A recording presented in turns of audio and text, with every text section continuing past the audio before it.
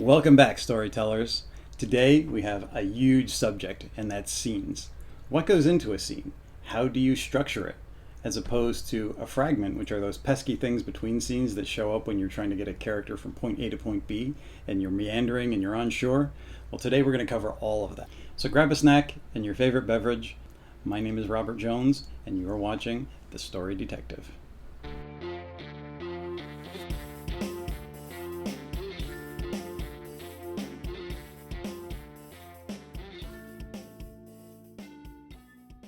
I want to say welcome to all the new subscribers, and for those of you who have been around from the beginning, what can I say? You guys rock.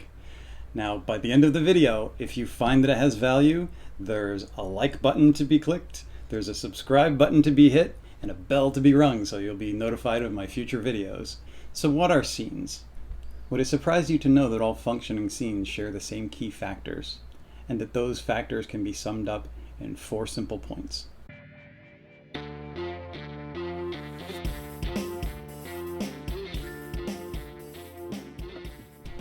In the previous episode, we talked about how paragraphs have one main action.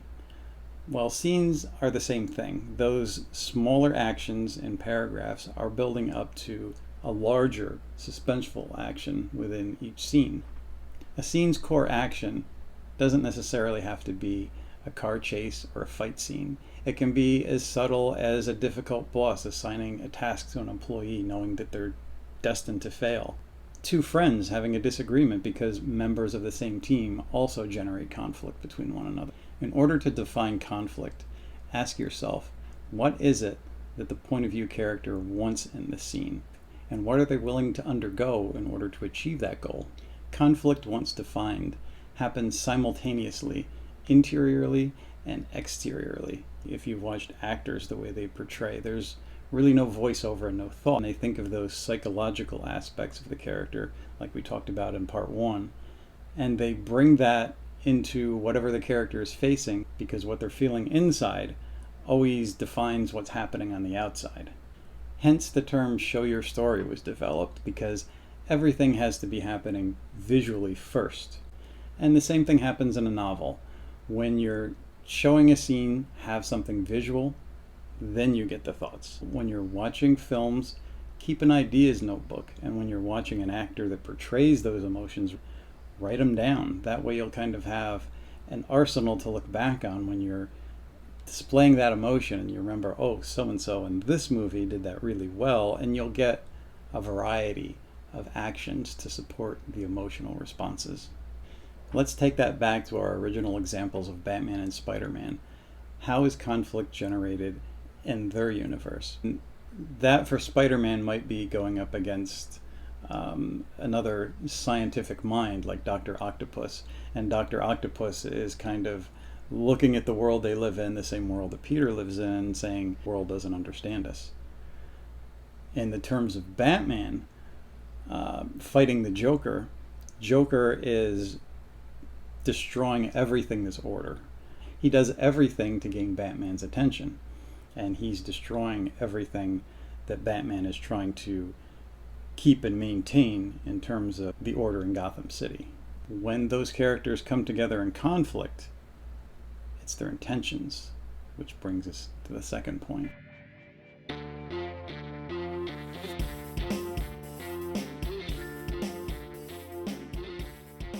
Intention is what motivates the point of view character in a given scene to take action. And when intention meets conflict, opposition is born. This leads to inciting incidents, great and small, throughout the story.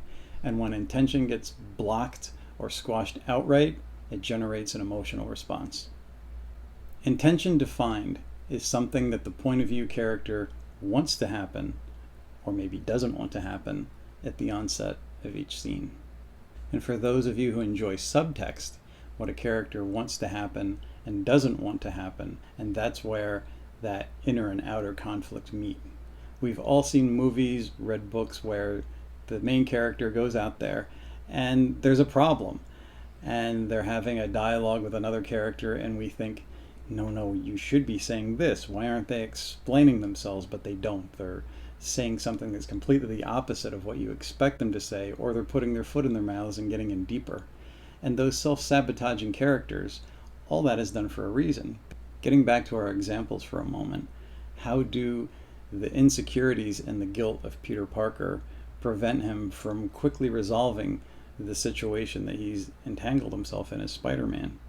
Conversely, how does Batman's fear and the fact that he's walking that edge of a violent world threaten to take him over the edge?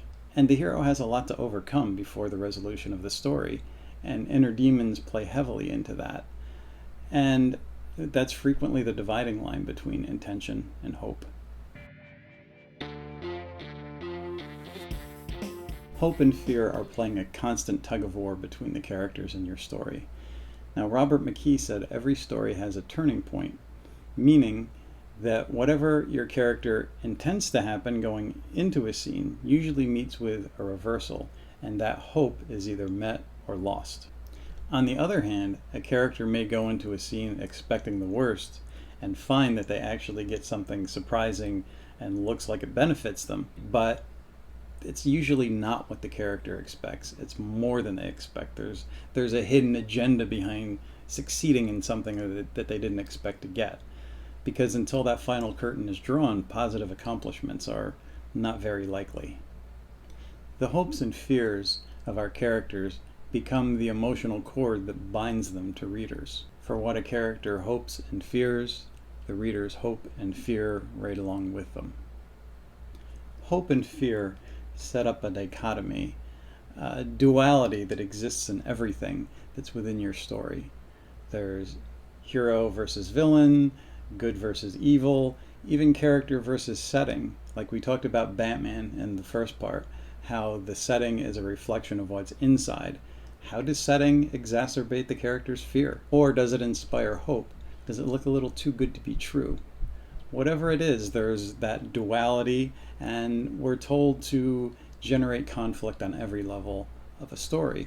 And that's not just, again, the physical arguments or fights or car chases, but that conflict is in everything.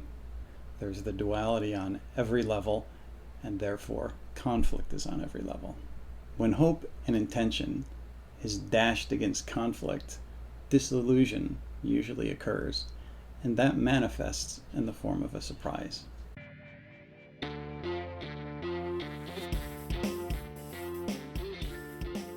Surprise always works best when it hits the character in a very personal way.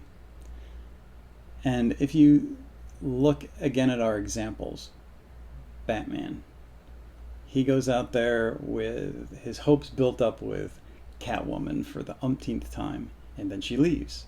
His hopes are dashed, but it's personal. He faced the death of one of the Robins. It's always best when it's very personal. If you have, like the most common thing in a movie that you see, the surprise is someone looks like they're getting the upper hand on the villain, and somebody else is hiding out in the room and they hit him in the back of the head with a gun. How many times can we see that?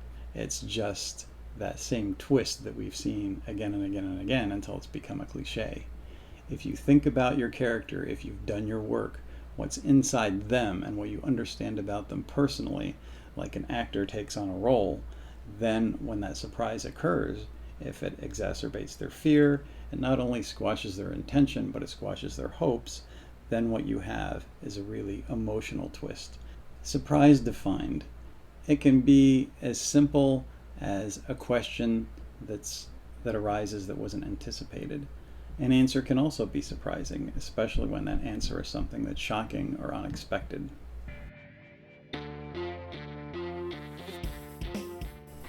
Never belabor a scene after that emotional peak is reached.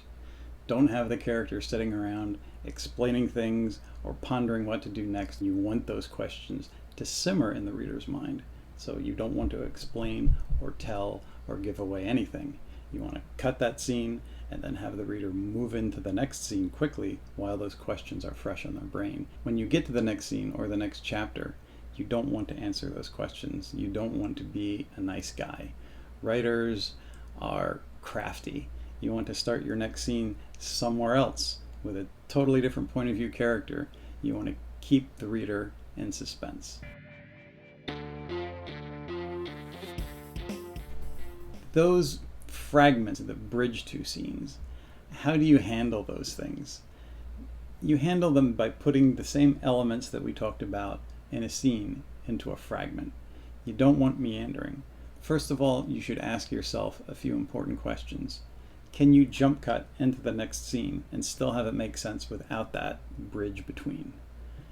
If so, then leave it out. If you decide that you positively need that bridge between scenes, then you need to make it a mini scene in itself. Your point of view character is still going to have an intention. Maybe it's going to the office to have it out with their boss. But on the way to the office, maybe the cab gets caught in traffic. There's going to be those same hopes and intentions meeting some type of conflict, even if it's a minor one, that distracts the character, pulls them away. Maybe they don't make it to the office, or maybe when they do, by the time they get there, whatever has happened has exacerbated their emotions, made them lose track or get sloppy, and when they have it out with their boss, they're all emotion instead of control. There's ways to manipulate those bridges to make them work, and they have to work like a tiny mini scene with all of those same elements, but everything still has to be intact, or it's not a scene. And if it's not a scene, then there's no place for it in your story.